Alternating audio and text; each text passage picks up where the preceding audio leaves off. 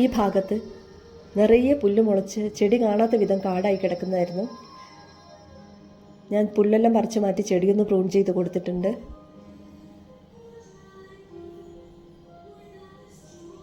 ഇതൊരു നാടൻ റോസാ ചെടിയാണ്. ഞാനതിന് തേയില ചണ്ടിയും മുട്ടത്തോടും പച്ചക്കറി വേസ്റ്റുമാണ് വളമായിട്ട് കൊടുത്തത്.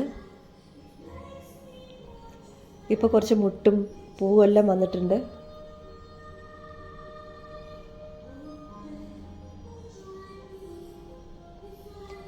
ഇത് വിത്ത് വീണ് മുളച്ച് ഒരു ആത്തച്ചക്കൻ്റെ തൈയാണ്. അത് ഞാനൊന്ന് പ്രൂൺ ചെയ്ത് കൊടുത്തതിന് ശേഷം അതിൽ കുറച്ച് മുട്ടും പൂവും എല്ലാം വന്നിട്ടുണ്ട്.